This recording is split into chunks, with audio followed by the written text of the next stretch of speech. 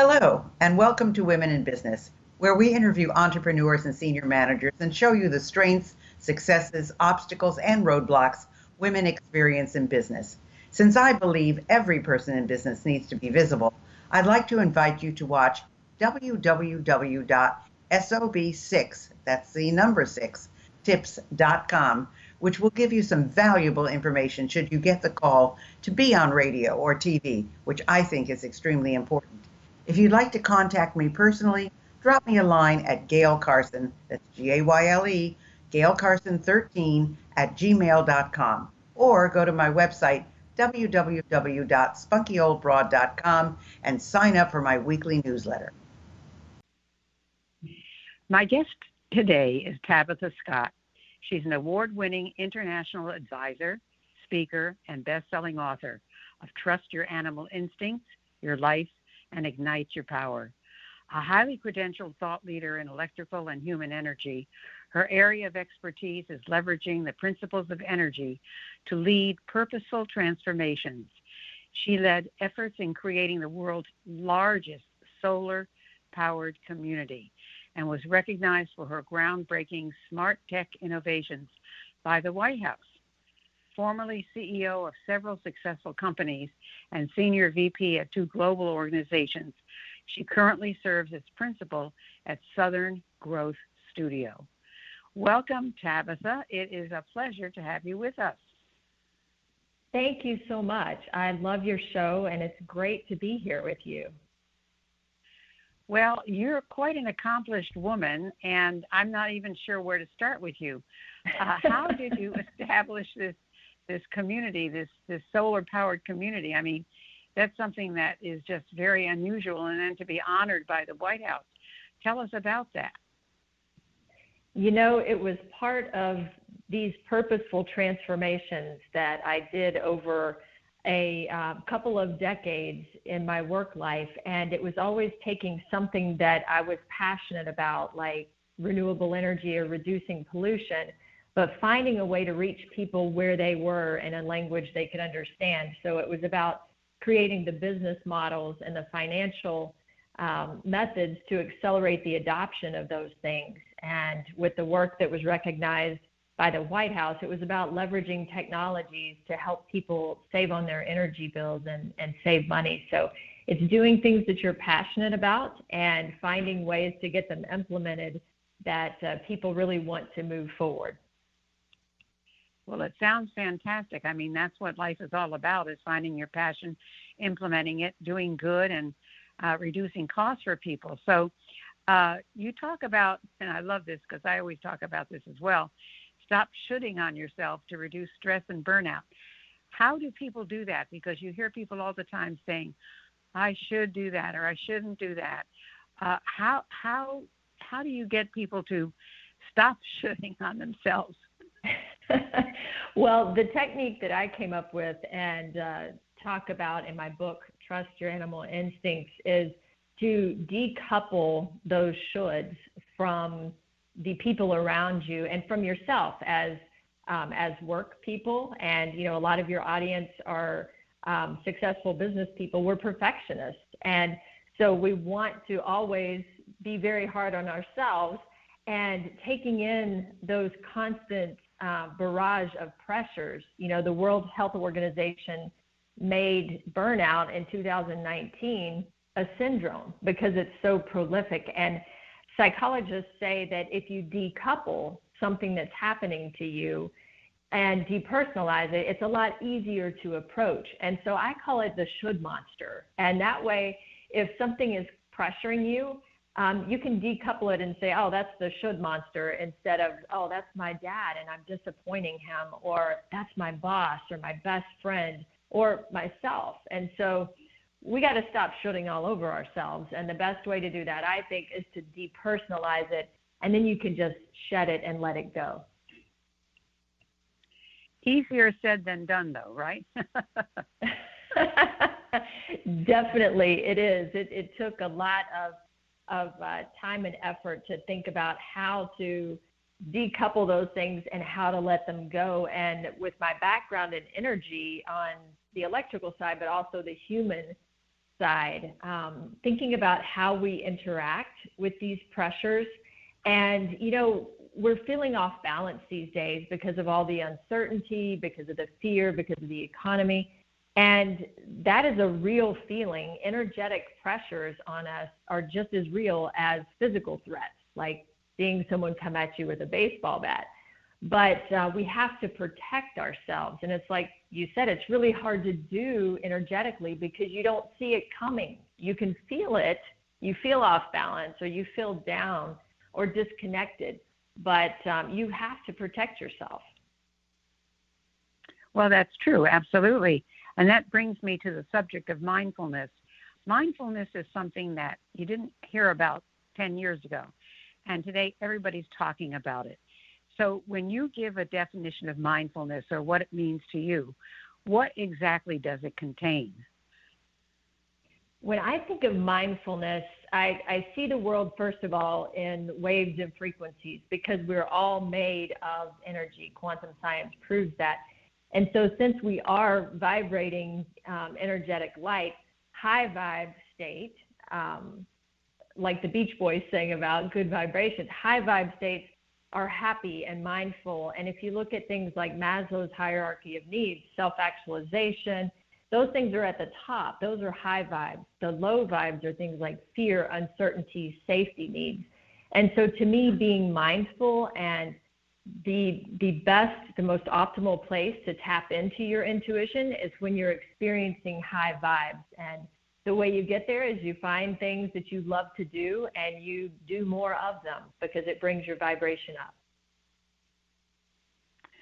That's interesting.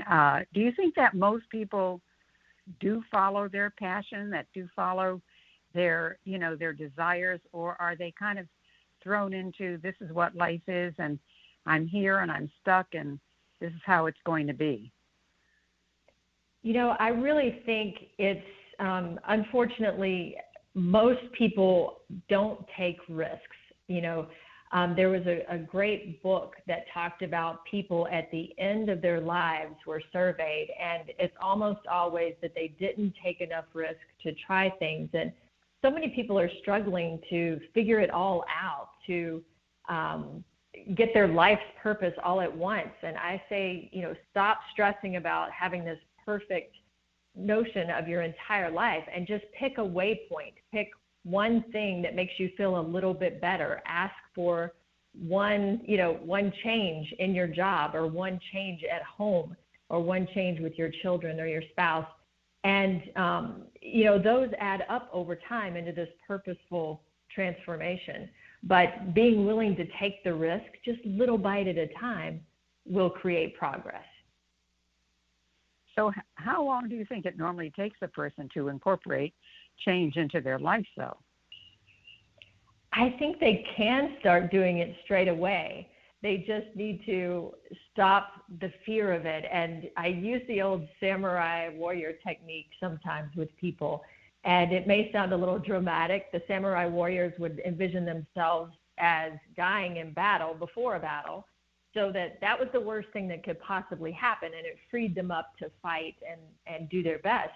And in work situations, for example, if you ask your boss to do a little bit different role, or for that raise, or for that promotion, what's the absolute worst thing that happens?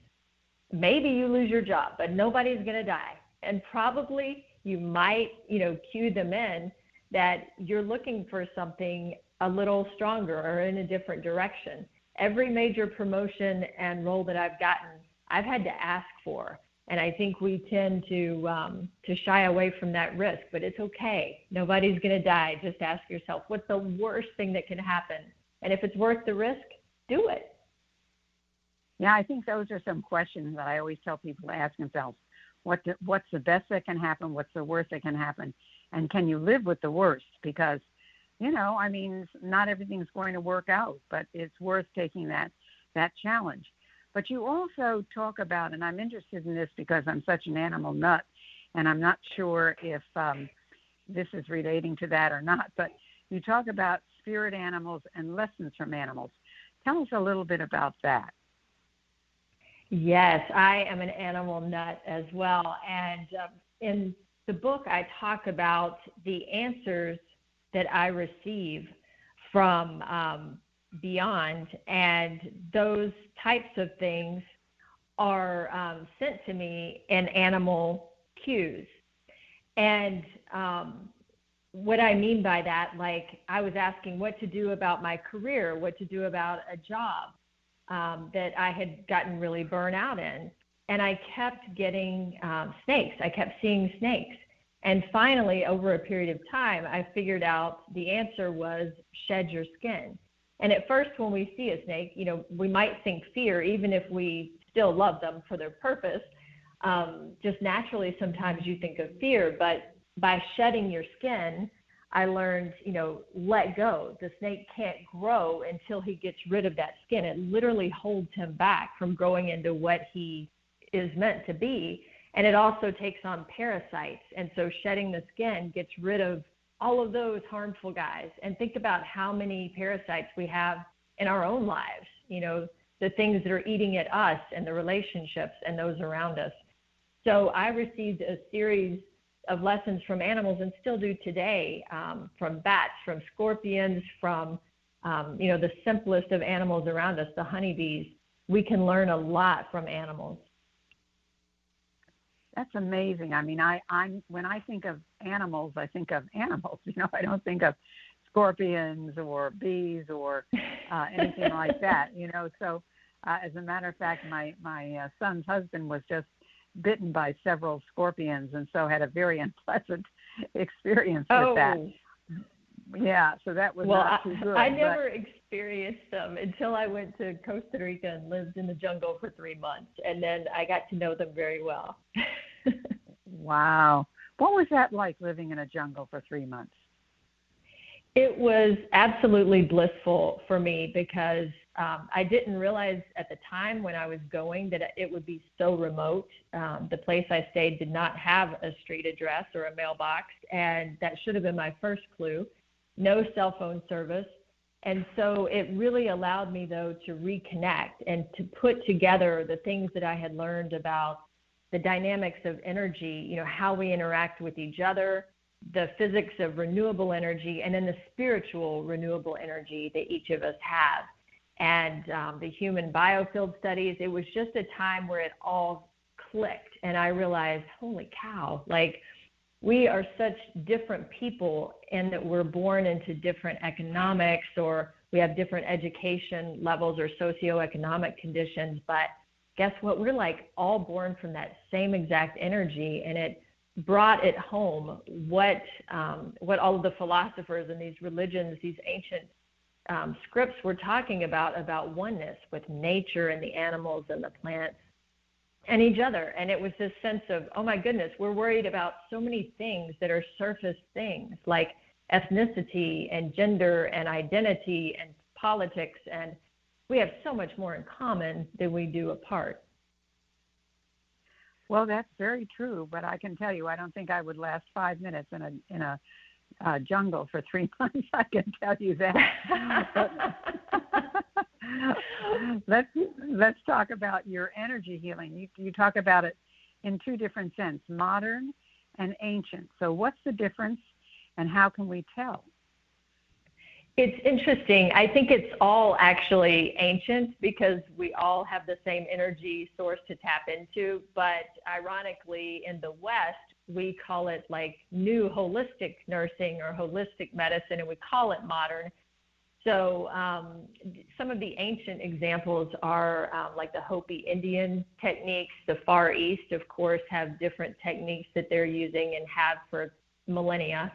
And then you have people like Barbara Brennan, who's a NASA physicist, who is, she has her own new techniques and looking at people's biofields and energy patterns. And we now have cameras and technology that can capture more of these things. And so it goes from being, you know, spiritual woo-woo science to now that we can quantify it with our Western minds through pictography and other ways of measurement. Now all of a sudden it's this new science. And so whether you're talking about it in an ancient sense or a new sense, I say it's just common sense. It's just the laws of electricity.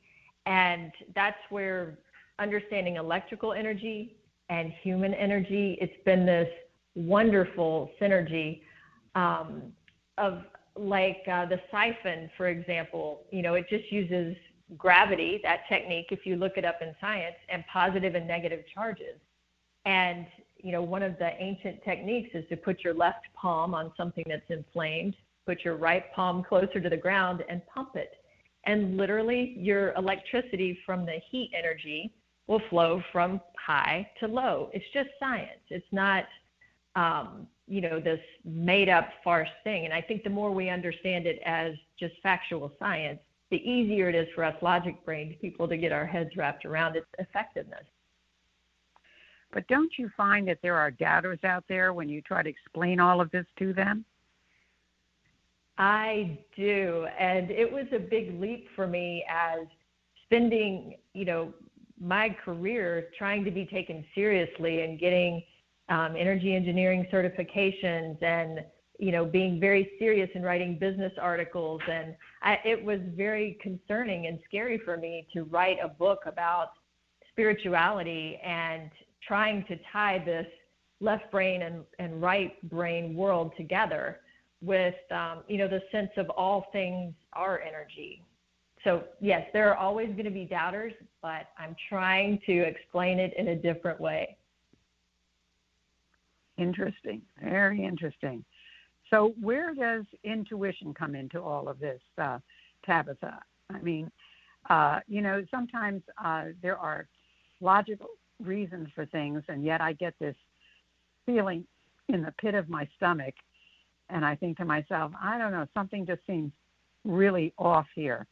Where does intuition come in? It comes in everywhere, in your business, in your personal life, and how you feel about others. And you look at people like Oprah or Elon Musk, and they attribute their success to intuition. And when you can get in a high vibe state where you feel comfortable that you are giving love or compassion, or you're feeling at least happy, then it's a lot easier to trust and lean into what you're feeling in your gut. Because if you all of a sudden feel off about something, then that is a very real signal that your body is saying, watch out. And you look at these people who train in martial arts, or even people who are physically blind, but yet they can sense others in the room. They train themselves to use their energy fields much further beyond what we sighted people or non-martial artists would do. Well, that's true. That's very true. Now, I want to kind of switch gears a little bit and talk about this award you received, the 2020 Nautilus Award. Tell us what it's all about and how you came to be nominated for it and how you were awarded it, et cetera. Well, thank you very much for asking. It is an award that is nominated by publishers, and the award itself is for books that provide social positivity, social change, and sustainability. And so it was a very deep honor to receive the award. Some of my favorite authors that I have followed and learned so much from in the past have won it, Deepak Chopra, Lynn McTaggart, and others. And I just felt very honored and humbled and grateful to receive that. Thank you. Yeah, well, you should be. My goodness. So since it was a 2020 award and we went through so much in 2020, did you actually receive the award then, or was it recent? It was very recent. It was for books published during 2020. And I actually, as I said, I went away back in 2017 to Costa Rica for a few months. And it really came together, the message that was on my heart to share. But it took me 3 years to really get my head wrapped around how do I explain this to both logical and spiritually minded folks, because I wanted to speak to both from the heart and help other people, especially women, not go through what I did with the should monster. And so during COVID, I started, at around Christmas time, during the pandemic and just wrote every night, every weekend, and got it out last August. So it was quite a process. I would think so. My goodness. Well, let me ask you, what have we not talked about, Tabitha, that you want our listeners to know about? I think we've covered a great range of topics, and you are certainly a wealth of information. But there's got to be things that we haven't discussed that you think are important for our listeners to know. Yeah, I think probably the most important thing for people is that it's okay to let go of things if you're feeling off balance, if you're feeling pressured, that it doesn't serve you to hold on to that, to worry about the past. It brings your vibe down. And focusing on little tiny waypoints instead of being on cruise control through life and just rushing to the next thing. Think about little tiny waypoints that you can make to feel just a little bit better. And the way you know to tap into your intuition, the way you know when you're in a high vibe state, is write down some of the things that you're doing when you find yourself subconsciously humming, when you find yourself smiling for no reason, when you forget to stop and eat lunch, or you lose track of time. Those are all indicators that you are involved in a high vibe activity for you. For some of you, that might be playing an instrument. For others, it could be traveling or going for a walk or being in the woods. But whatever that is, do more of it until you feel better. And so it's just a very, very simple formula that anybody can do to raise their vibe. So, you have touched on something there that I think is so important. People hang on to regret. They hang on to, I wish I could have, and goes back to that shouldas again. But they hang on to it and they say, well, if I had only done this or if I had only done that. And you have to let go of that because you can't move on until you do. So I think that's a key point that you're making. So we only have a couple minutes left, Tabitha. How can people get in touch with you? What's the best place to find you? I don't know if you have a gift for anybody, but what is it that you can offer people, or where can they find you? Right. For anyone that is on your show today that's listening, you can go to powering-potential.com. So again, that's powering, and there's a potential.com. And at the top of it, if you sign up for our monthly updates and the goodies that we have ongoing, I will give you a free ebook introduction and audiobook introduction. So if you go on there, for your listeners, they can get that. I'm on all the major social media outlets. Just Google Tabitha A. Scott, and you can also check out Trust Your Animal Instincts. It's online everywhere.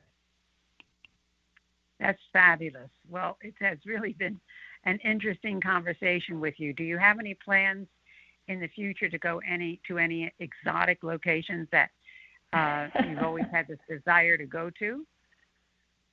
I would love to go to the mountains in the east when the travel bans lift and things are open again. I would love to travel to some of the more ancient areas in the Far East. I've never been there, so that sounds like a good idea. Sounds like fun. Wow, fantastic. That sounds great.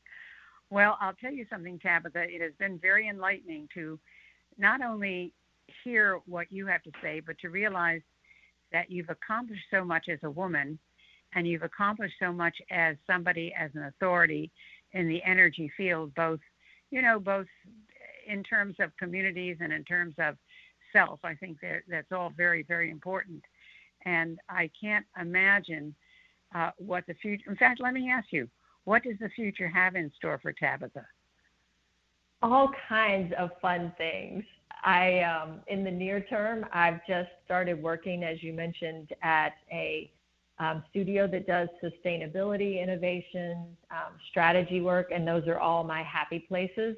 I've found if you figure out what you love and then figure out how to get paid for it, that's the best of all worlds. So I'm really enjoying that at Southern Grove Studio. But also, I'm helping other people get their voice into the world with Powering Potential Media. And so there's some exciting books coming up, some manuscripts that I'm reviewing, and I'm helping other people get their voice into the world. I kind of learned the hard way pecking through the publishing process, and I want to make it easy for others. So giving away and just volunteering to help others from what I learned the hard way. Wow. Well, it's been a delight, Tabitha. Thank you for being with us. I know our audience will really enjoy listening to all the things that you have to tell us. And I want to thank you for being with us today. Thank you so much for having me. This has been great.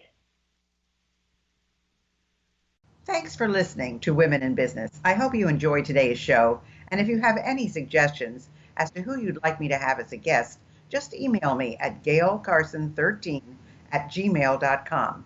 Be sure to check out www.sob6tips.com. And in the meantime, go to www.spunkyoldbroad.com to see the resources I have for you.